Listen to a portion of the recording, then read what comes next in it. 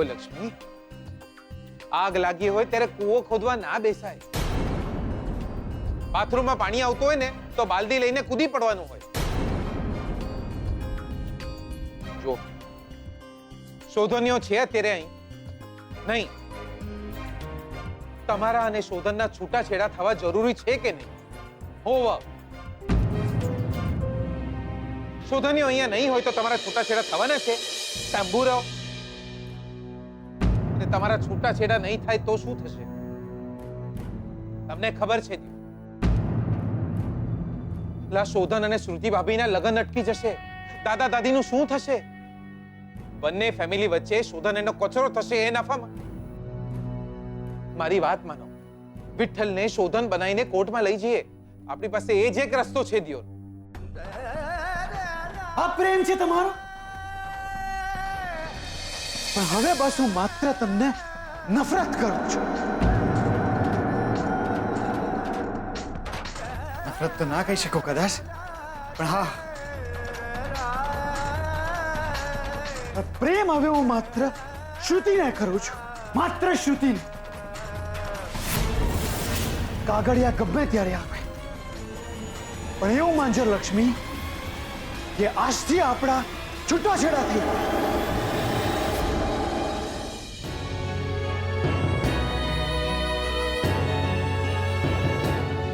એ દાદા માટે જે મને દીકરી માને છે, એ બેનબા માટે જે મને ઘરની પહેલી વહુ માને છે,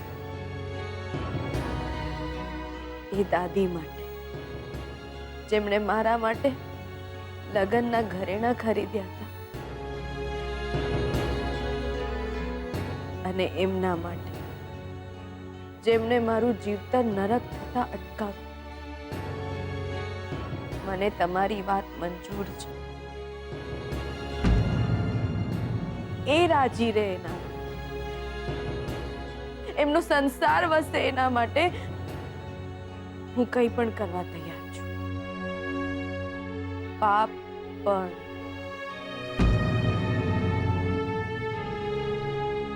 લાયા લાયા તમે તો જોરદાર.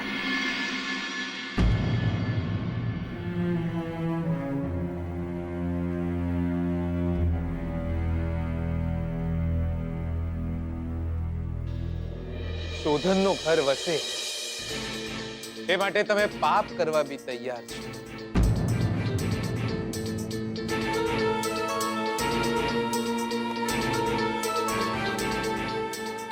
શોધનનું ઘર વસે એ માટે તમે પાપ કરો તો તમે લક્ષ્મી મંગલમ સદે.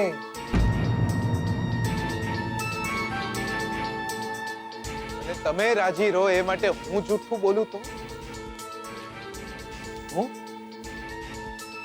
નાલાયક નંબર 1. તમે એટલા માટે પાપ કરવા તૈયાર થઈ ગયા કે શોધનનું ઘર વસે, તો હું એટલા માટે જૂઠું બોલવા તૈયાર થઈ ગયો કે તમારું ઘર વસે. તમે સાંભળો, તમે હવે તમે જ્યારે મને જોખીને સંભળાઈ રહ્યા હતા ત્યારે હું વચ્ચે બોલ્યો હતો. હવે તમારો વારો છે. મને ખબર પડી જઈ કે તમે મરી જશો તો બી બીજા કોઈની જોડે લગ્ન નહીં કરો. છૂટાછેડા થયા પછી પણ તમે શોધનને જ પોતાનો પતિ માનશો. આપણો મેળ નહીં પડે, આપણો નંબર નહીં લાગવાનો. મને ખબર પડી જઈ જે શોધન સાથે તમારે જીવવાનું નથી એની લાંબી ઉંમર માટે તમે ઉપવાસ રાખો. કોક દાડો એ માણસને પણ જુઓ જે એટલા માટે ભૂખ્યો છે કે તમે જમ્યા નહીં. યાદ કરો લક્ષ્મી, યાદ કરો એ દાડો. પેટમાં નહોતું દુખતું મને. એટલે પટેલ ભાઈડો છું, પથ્થર પણ ખાઈ જાઉં ને તો બી પચી જાય. પણ હું ભૂખ્યો એટલા માટે રહ્યો કારણ કે તમે ઉપવાસ રાખ્યો હતો.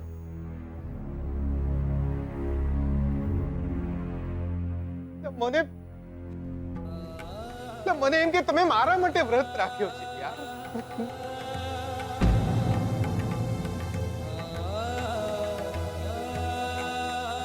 મોડી રાત સુધી મંદિરના પગથિયે બેઠો રહ્યો તમારી રાહ જોતા. મને એમ કે હમણાં લક્ષ્મી આવશે, હમણાં લક્ષ્મી આવશે, મારું મોઢું જોઈને પોતાનો ઉપવાસ તોડશે. યાર, તમે આયા જ નહીં યાર. ત્યાં મંદિરના પગથિયા પર બેઠો તો લોકો મને ભિખારી સમજીને છૂટા આલીને ચાલ્યા ગયા. હું રાહ જોતો રહ્યો. આકાશમાં બીજનો ચાંદ પણ આવી ગયો, પણ જે ચાંદને જોઈને મારે ઉપવાસ તોડવાનો હતો એ ચાંદો આવ્યો જ નહીં મંદિરમાં. લક્ષ્મી મંદિરના આંગણે જ માણસનો ભગવાન પરથી ભરોસો ઉઠી જાય એવું દુનિયામાં પહેલી વાર બન્યું હશે. ધોયેલા મોડાની જેમ ઘરે પાછો આવી ગયો. વરસાદમાં બિલાડી પલળી જાય ને એવો લાગતો હતો દિયો. મારી બાના સમ એ દાડે તમારા કરતા પણ વધારે રોયેલ. ઘરે આવીને જોઉં છું તો શોધન્યાનો ફોટો જોઈને તમે પારણા કર્યા. મારું ડાચું ના દેખાયું તમને? શોધન્યાનો ફોટો દેખાય છે તમને તો મારું ડાચું ના દેખાયું તમને? ઓ ગોમનો દિયોરો, પ્રેમ તમે એકલા કર્યો છે શું યાર? અમે શું પતંગ ઉડાવીએ છીએ? એક કપાઈ જાય એટલે બીજી કન્યા બાંધીને તૈયાર જ છે. એ દાડે તમારો ઉપવાસ છૂટી છે અને મારો ભરોસો. હું સમજી ગયો તો દિયો આપણો મેળ પડવાનો નહીં પડવાનો આપણો મેળ.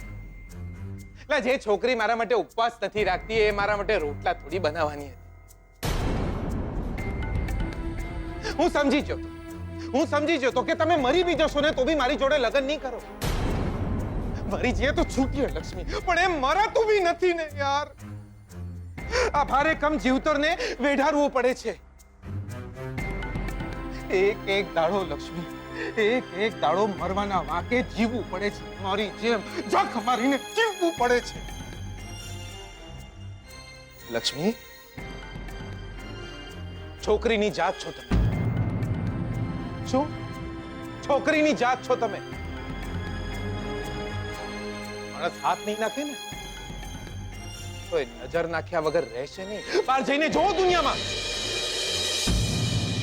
હું તો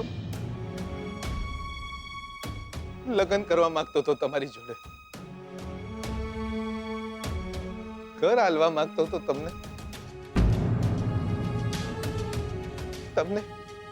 તમને સલામત રાખી શકું એ માટે.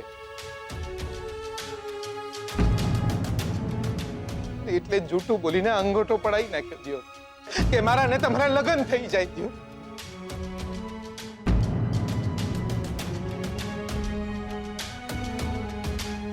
પડખે ભરાવા નહીં, પડખે ઉભા રહેવા માટે લગ્ન કરવાના હોય. છોકરા જણવા છે મારે. અમારા મેવણાની શેરીમાં પેલા કાળિયાને 8 ગલુડિયા છે. હું જણીને કેટલા જણવાનો હતું? એક બે. શોધન શ્રુતિ ભાભી જોડે પૈણી જશે પછી તમે શું કરશો? હા, વિચાર્યું છે ક્યારે? ઘરકામ કરશો, વાસણ ધોશો, કપડાં ધોશો? 5000 રૂપિયાના પગારમાં સુખી રહેશો, રાજી રહેશો? જ્યારે હોય ત્યારે કૃષ્ણ ભગવાન અને રાધાની વાત કરો છો ને, આજે હું તમને એક માણસની વાર્તા સંભળાવું છું. ધ્યાનથી સાંભળજો. આ વાર્તા છે રાણાજીની. રાણાજી કોણ હતા ખબર છે? મીરાબાઈના હસબન્ડ. મીરાને પથ્થરની મૂર્તિમાં ભગવાન મળી ગયા અને ભગવાનને મીરા જેવા ભગત. બંને અમર થઈ ગયા. પણ રાણાને ન વહુ મળી ન ભગવાન. મારી એક વાત સાંભળી લેજો લક્ષ્મી, નથી હું રાણા બનવા માંગતો, નહીં હું તમને મીરા થવા દઉં.